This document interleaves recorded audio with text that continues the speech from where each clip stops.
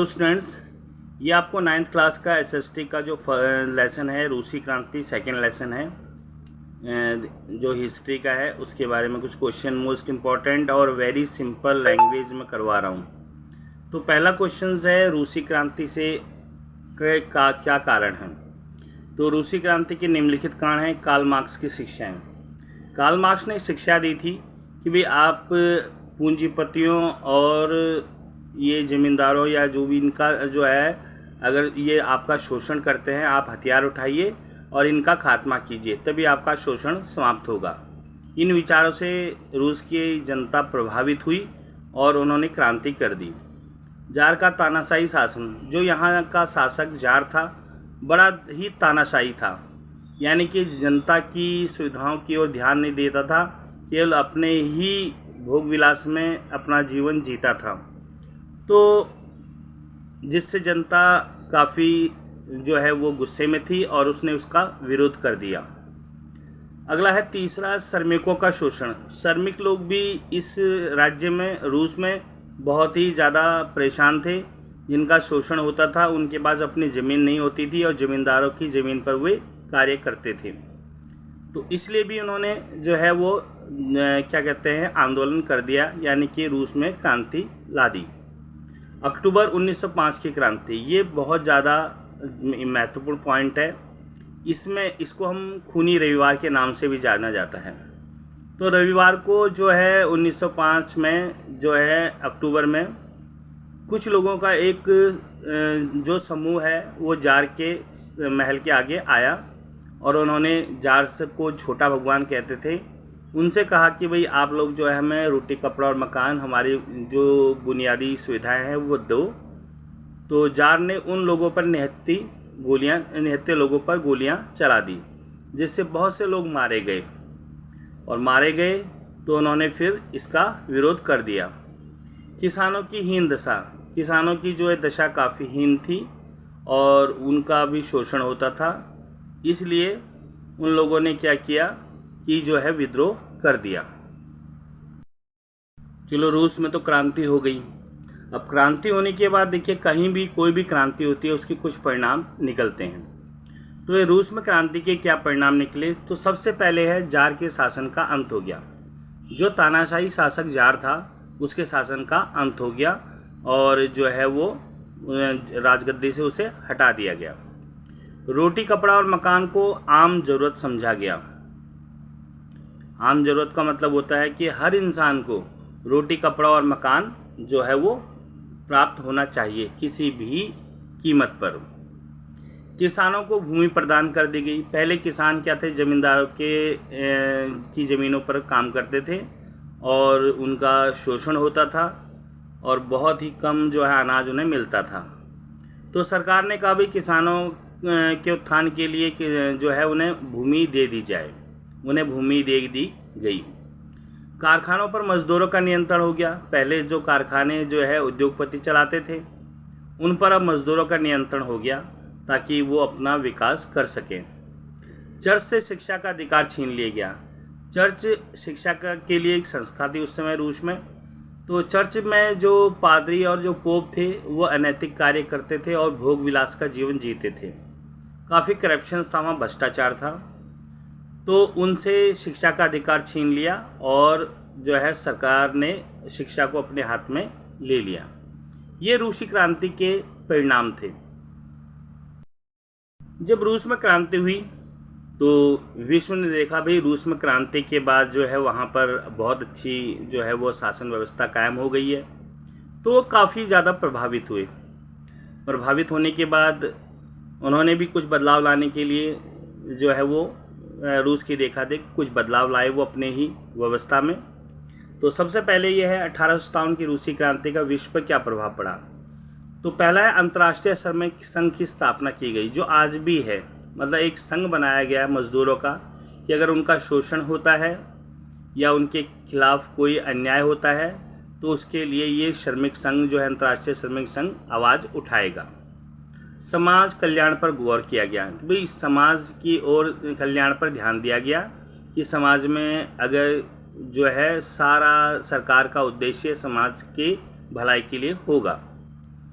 अब रूस के देखा देख उन्होंने रोटी कपड़ा और मकान को आवश्यक माना गया कि भाई ये तो एक आम ज़रूरत है, हर इंसान को चाहिए, अगर ये नहीं मिलेगा तो आदमी तो विद्रोह करेगा ही करेगा। विश्व में दो विचारधाराओं का उदय हुआ, दो विचारधाराओं बदल दी गई, एक पुरानी विचारधारा और एक नई विचारधारा। जब से अब पूंजीपति और मजदूर वर्गों में संघर्ष शुरू हो गया। जब देखा कि रूस में मजदूरों ने संघर्ष किया तो उन्हें सफलता प्राप्त हुई है, तो दूसरे विश्व के बाकी देशों में भी जो पूंजीपति और मजदूरों में आपस में संघर्ष शुरू हो गया। विश्व के दूसरे देशों के मजदूरों ने सोचा जब रूस में मजदूरों को हक मिला है तो अगर हम संघर्ष करेंगे तो हमें भी हमारा हक मिलेगा। अगला लास्ट है था रूस की देखा देख विश्व में चर्च। ये चर्चित लिखा हुआ, यहाँ पर चर्च आना चाहिए। चर्च से शिक्षा का अधिकार छीन लिया गया, क्योंकि अब रूस में जितने भी चर्च के पादरी और पोप थे वो भ्रष्टाचारी थे, तो बाकी विश्व में भी ये हाल था। तो देखा उन्होंने रूस में जो है सरकार ने शिक्षा का अधिकार अपने हाथ में ले लिया है, तो इसकी देखा देख जो है वो दूसरे विश्व के दूसरे देशों ने भी चर्च का अधिकार जो है वो किससे छीन लिया गया, चर्च से छीन करके अपने हाथों में ले लिया गया। अगला क्वेश्चन हमारा आता है, चलो इसके बाद है कि रूसी क्रांतिकारियों की मुख्य मांग क्या थी। तो रूस में क्रांति हुई तो उन्होंने कुछ मांगे रखी। जब भी कोई विद्रोह होता है या फिर सरकार के विरुद्ध लोग आवाज़ उठाते हैं तो उनकी कुछ मांगे होती हैं।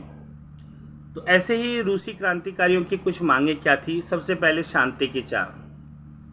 रूस के निवासी चाहते थे भी हमें शांति प्राप्त हो, क्योंकि युद्ध नहीं चाहते थे। जार ने तो ज़बरदस्ती रूस को युद्ध में झोंक दिया था, जिससे हजारों रूसी लोग मारे गए थे।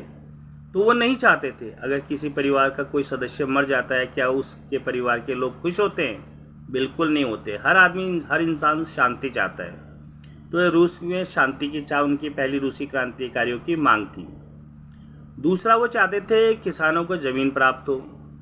किसान जो है ज़मींदारों के खेतों पर काम ना करें या ज़मींदारों की भूमि पर काम ना करें, उनके पास, किसानों के पास अपनी ज़मीन होनी चाहिए। अगर अपनी ज़मीन होगी, अच्छी फसल उगाएंगे, ज़्यादा मेहनत करेंगे और उत्पादन बढ़ेगा तो उनका विकास होगा। अगला है उद्योगों पर मजदूरों का नियंत्रण प्राप्त हो। इसी तरह जो उद्योगपति है मजदूरों का शोषण करते थे, तो उनकी मांग थी कि भी जो उद्योग है उस पर मजदूरों का नियंत्रण होना चाहिए। उपनिवेश का विरोध। अब देखिए, उपनिवेश शब्द समझने के लिए सबसे पहले देखिए, अगर दो शक्तिशाली देश आपस में लड़ते हैं तो जो शक्तिशाली देश होता है जो कमज़ोर देश को अपने अधीन कर लेता है, शक्तिशाली देश को कहते हैं साम्राज्यवादी देश, और जो हारता है, जिसका बाद में शोषण किया जाता है, उसे कहते हैं उसका उपनिवेश। जैसे भारत ब्रिटेन का यानी इंग्लैंड का जो है वो उपनिवेश था, क्योंकि इंग्लैंड ने भारत पर कब्जा किया था। तो इस प्रक्रिया को हम उपनिवेशवाद कहते हैं। तो उपनिवेशवाद में हमेशा युद्ध होता है और युद्ध से किसी का अच्छा नहीं होता है। तो रूसी क्रांतिकारियों ने उपनिवेशवाद का विरोध किया कि ये नहीं होना चाहिए। और रूस में रहने वाले जो लोग थे, जो गैर रूसी थे, उनके साथ बराबरी का दर्जा उन्हें मिलना चाहिए, क्योंकि वहाँ पर जो गैर रूसी लोग थे उन्हें बराबरी का दर्जा नहीं था। तो ये सारी मांगें जो है रूसी क्रांतिकारियों की थी। चलिए, रूस में क्रांति हुई, उसके परिणाम भी निकले, उसके बाद उनकी मांगें भी क्या थी। अब उसके बाद रूस में जो परिणाम निकले, जार को तो सत्ता से हटा दिया गया।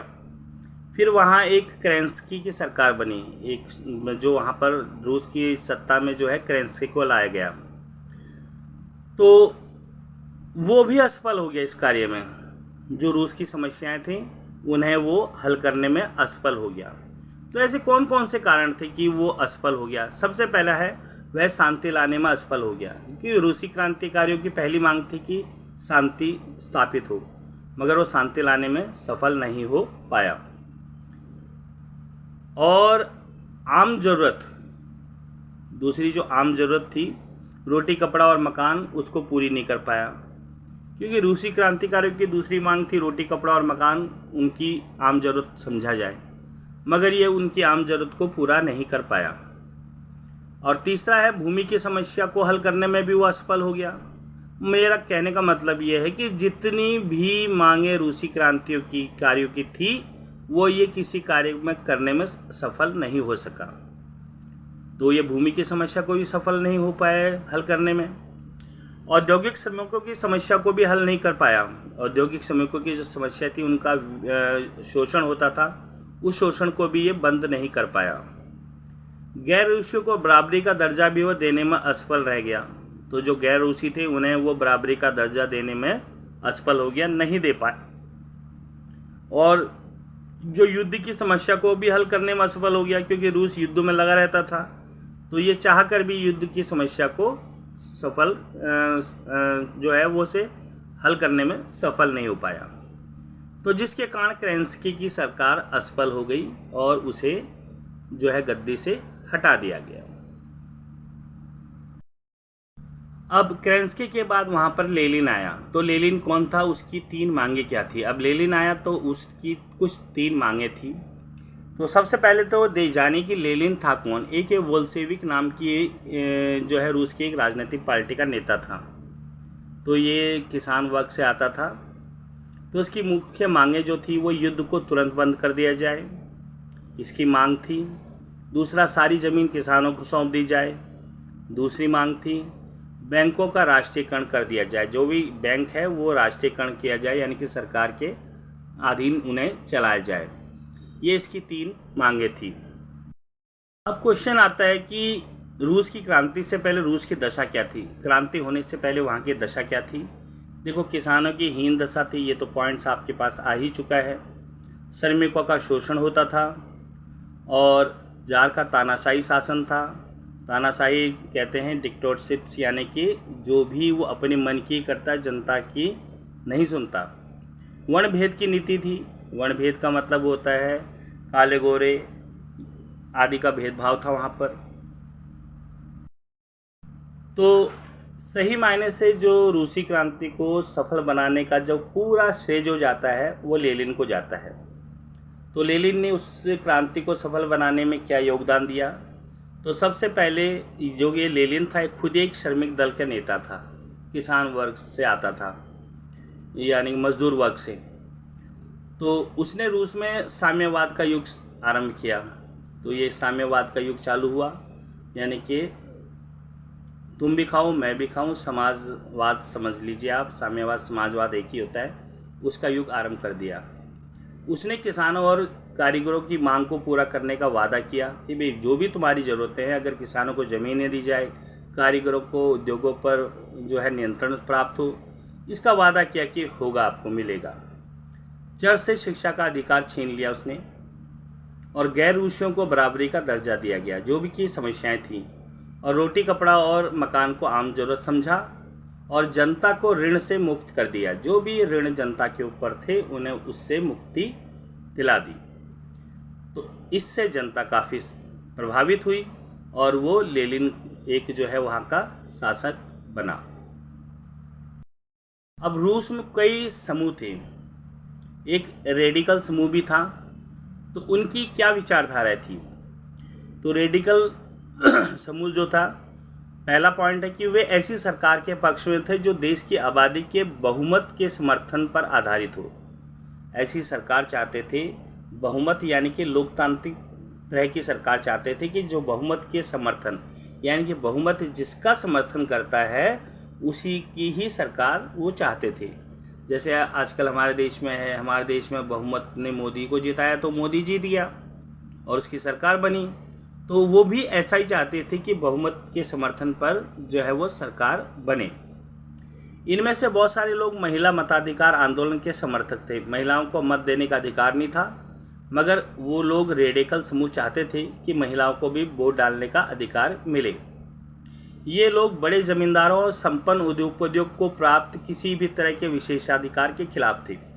वो नहीं चाहते थे कि जो बड़े बड़े ज़मींदार और संपन्न उद्योगपति हो उन्हें कोई विशेष अधिकार मिले, क्योंकि पहले से ही वो संपन्न हैं, तो उन्हें विशेषाधिकार क्यों मिले। जो गरीब हैं, मजदूर हैं, उन्हें विशेषाधिकार मिलने चाहिए। वे किसी भी निजी संपत्ति के विरोधी नहीं थे, लेकिन केवल चंद लोगों के पास संपत्ति के खिलाफ थे। वो ये नहीं कहते थे कि भी किसी व्यक्ति के पास कितनी संपत्ति है, ये संपत्ति है, इसका कोई विरोध नहीं करते थे, लेकिन वो नहीं चाहते थे कि चंद लोगों के पास बहुत सारी संपत्ति हो। ये रेडिकल समूह की विचारधारा थी। काफ़ी इंपॉर्टेंट क्वेश्चंस कई बार पूछा जाता है। अब क्वेश्चन आता है कि रूस में उदारवादी विचारधारा का वर्णन कीजिए। उदारवादी विचारधारा वाले भी लोग थे रूस में। ये कहते थे सभी धर्मों को बराबर सम्मान और जगह मिले। देखो, विचारधारा तो सबकी ही अच्छी होती है, बस ये थोड़ा थोड़ा दोनों में हर किसी में थोड़ा अंतर होता है। तो ये भी चाहते थे कि सभी धर्मों को बराबर का सम्मान और जगह मिले। वे सरकार से व्यक्ति मात्र के अधिकार की रक्षा के पक्षधर थे, यानी कहते थे व्यक्ति के अधिकारों का आप ध्यान देगी सरकार। उनका कहना था कि सरकार को किसी भी अधिकारों का हनन करने या उसे छीनने का अधिकार नहीं दिया जाना चाहिए, यानी कि सरकार के पास ऐसा अधिकार नहीं होना चाहिए कि वह व्यक्ति किसी अधिकारों का हनन करे या उन्हें छीनने का उन्हें अधिकार मिले। वो एक ऐसी निर्वाचन सरकार के पक्ष में थे जो शासकों और अफसरों के प्रभाव से मुक्त और सुप्रशिक्षित न्यायपालिका द्वारा स्थापित किए गए कानून के अनुसार शासन कार्य चलाए, यानी कि एक लोकतांत्रिक सरकार के पक्ष में थे। वो नहीं चाहते थे कि शासकों और अफसरों के प्रभाव में शासन चले। अब देखिए, रूढ़िवादी रूस में किस प्रकार के बदलाव को चाहते थे। रूढ़िवादी समूह भी जो है वो था। तो यानी कि 3 समूह थे, रूढ़िवादी, रेडिकल और उदारवादी। तो सबके अपने अपने विचार थे। तो रूढ़िवादी रूस में किस प्रकार के प्रभाव को चाहते थे। रूढ़िवादी तबका रेडियल और उदारवादी दोनों के खिलाफ थे। वे बदलाव की धीमी प्रक्रिया, मतलब वो रेडिकल की जो विचारधारा थी और उदारवादी की जो विचारधारा थी उनके खिलाफ थे। वे बदलाव की धीमी प्रक्रिया चाहते थे। वो चाहते थे कि बदलाव तो हो मगर धीरे हो। वे चाहते थे कि अतीत का सम्मान किया जाए, अर्थात अतीत की पूरी तरह ठुकराया ना जाए। वो चाहते थे कि अतीत की जो बातें हैं, यानी कि भूतकाल की जो बातें हैं, यानी कि पास्ट की जो बातें हैं, उनका सम्मान हो और वो उन्हें पूरी तरह से ठुकराया ना जाए। तो यहाँ पर ये तो थी रूढ़िवादी की विचारधारा और किस प्रकार के वो बदलाव लाना चाहते थे। अब अगला क्वेश्चन हमारे पास आ जाता है कि रूस में समाजवादियों की मुख्य विचारधारा क्या थी। समाजवादी समूह भी था। तो वो क्या चाहते थे, वे निजी संपत्ति के विरोध में थे। वे नहीं चाहते थे कि लोगों के पास निजी संपत्ति हो। वे संपत्ति के निजी स्वामित्व की व्यवस्था को ही सारी समस्याओं का जड़ मानते थे। वो कहते थे कि भी जो ये निजी संपत्ति लोगों के पास अपना धन जो इकट्ठा करते हैं, यही सारी समस्या का जड़ है। और वे चाहते थे कि सरकार अपनी तरफ से सामूहिक खेती को बढ़ावा दे। सामूहिक खेती का मतलब उस खेती पर सभी मिलजुल कर अपना जो है वो फसल बोए और उन्हें आपस में बराबर अपने भूमि के अनुसार शेयर करे। वे चाहते थे कि सरकार पूंजीवादी उद्यम की जगह सामूहिक उद्यम को बढ़ाए। भाई, पूंजीवादी उद्यम होता है जिसमें किसी एक व्यक्ति विशेष का धन लगता है। वो नहीं चाहते थे कि व्यक्ति विशेष का धन लगे, उसकी जगह सामूहिक उद्यम हो, सामूहिक सभी का मिलजुल कर उद्योग धंधे चलाए जाए। तो ये रूसी क्रांतिकारी के बारे में जो है लेसन 2 के बारे में मैंने आप लोगों को कुछ बातें बताई। काफ़ी इंपॉर्टेंट है और काफ़ी सिंपल लैंग्वेज में। अगर आप 1-2 बार इसे याद करेंगे तो आपको ईजिली समझ भी आ जाएगा और याद भी हो जाएगा। Okay students.